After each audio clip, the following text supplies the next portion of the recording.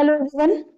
आज हम लोग क्विक रिवीजन में फोटो इलेक्ट्रिक इफेक्ट करेंगे। इसमें हम ये जानेंगे कि फर्स्ट जो ये थ्योरी को ऑब्जर्व करने वाले कौन थे। जे थॉमसन थे इन 1900 लेट 1900 सेंचुरी में। अल्बर्ट आइंस्टीन ऐसे थे जिन्होंने 1905 में इसको एक्सप्लेन किया।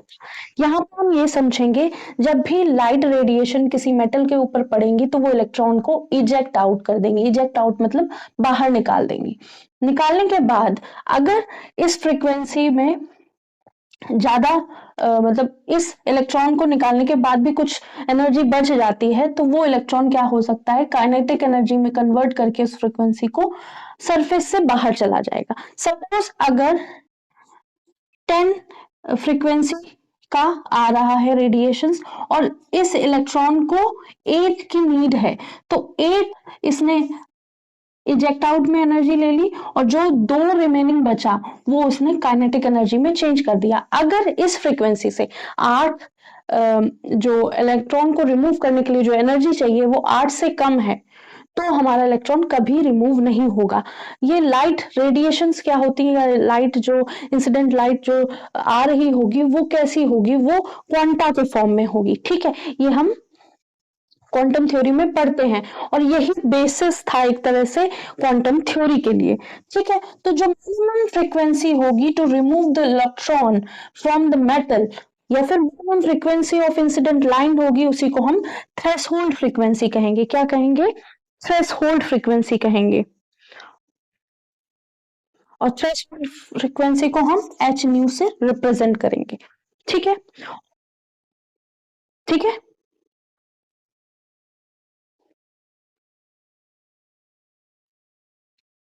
तो जो रेडिएशंस आ रही हैं इलेक्ट्रॉन को रिमूव कर रही हैं, वहां पे क्या हो रहा है कि ये बंडल के फॉर्म में आ रही हैं। ठीक है, बंडल के फॉर्म में आ रही है मतलब एक रेडिएशन या कह सकते हैं एक रेडिएशन एक ही इलेक्ट्रॉन को रिमूव करेगी। ठीक है, जो बची हुई एनर्जी होगी वो काइनेटिक एनर्जी में कन्वर्ट हो जाएगी।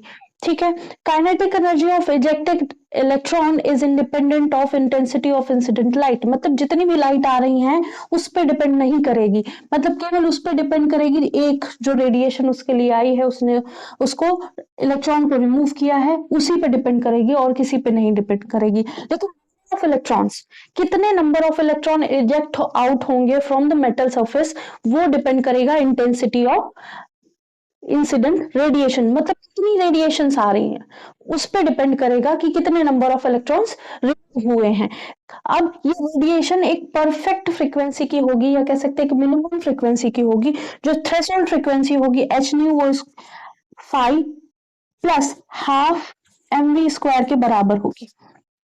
ठीक है, तो ये जो थ्रेशोल्ड फ्रीक्वेंसी है is equal to 5 plus half mv square. This is our kinetic energy. जो हमारा इलेक्ट्रॉन जब एक्स्ट्रा फ्रीक्वेंसी उसके पास होगी, रेडिएशन के पास, उससे एनर्जी लेके इजेक्ट आउट होगा। लेकिन जो ये है फाई है दैट इज वर्क फंक्शन, इसको हम कहेंगे वर्क फंक्शन। यही वो फ्रीक्वेंसी है या कह सकते यही वो एनर्जी है जो हमारे इलेक्ट्रॉन को रिमूव करती है। तो इसको क्या कहेंगे? या तो कहेंगे थ्रेशोल्ड एनर्जी या फिर कह सकते हैं work function. Work function, work लिख लिया, वर्क फंक्शन या थ्रेशोल्ड एनर्जी। ठीक है,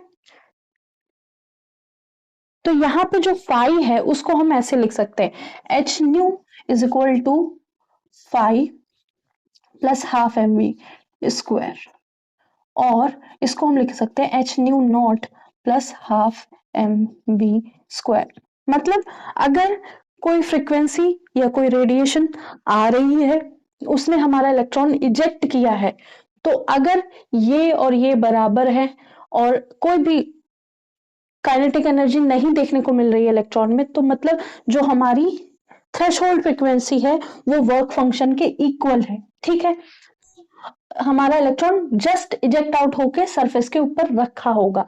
ठीक है, अगर इससे कम फ्रीक्वेंसी आती है, अगर हम कह सकते हैं कि इलेक्ट्रॉन की जो वर्क फंक्शन है वो हमारा 10 है और 10 ही फ्रीक्वेंसी की रेडिएशन आ रही है, तो हमारा इलेक्ट्रॉन इजेक्ट आउट होकर ऊपर सरफेस के ऊपर आ जाएगा।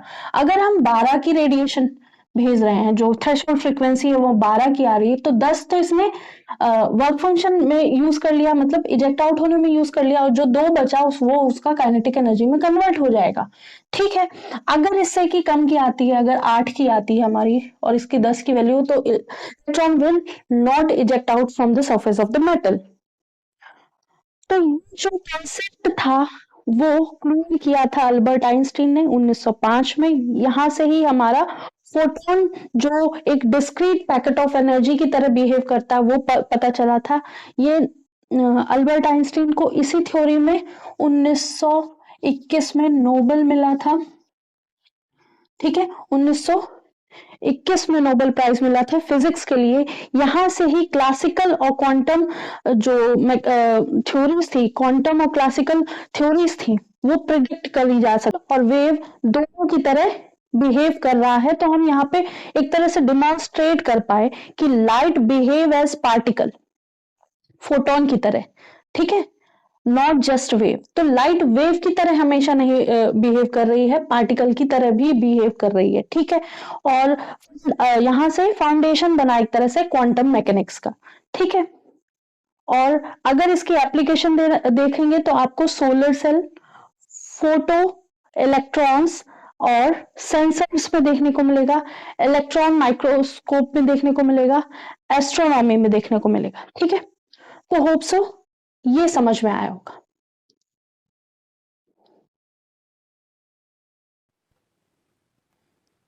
तो जो बेसिक डायग्राम है वो ये है फोटो इलेक्ट्रिक इफेक्ट का। इक्वेशन फर्स्ट वाली हमने लिख ली है, आइंस्टीन इक्वेशन भी बोलते हैं। सेकेंड इक्वेशन देख लेते हैं, उसमें भी इसी तरह से थोड़ा सा चेंज करके दिया हुआ है। जो बेसिक एक्सपेरिमेंट का डायग्राम है वो ऐसा है जो बुक्स में दिया है। एप्लीकेशंस हैं, सोलर पैनल, लाइट सेंसर, इन सब के बारे में। फोटोन क्या है वो देख लेते हैं। फोटोन एलिमेंटरी पार्टिकल है, behave as particle and wave both. Mass नहीं होता है, मोमेंटम होता है। फोटोन स्पीड ऑफ लाइट से मूव करता है, इसमें कोई भी चार्ज नहीं होता है। किसी भी सोर्स से फोटॉन्स इस तरह से निकलते हैं जिस तरह से आप पिक्चर में देख रहे हैं। ठीक है, तो नंबर ऑफ फोटॉन्स रिलीज होते हैं।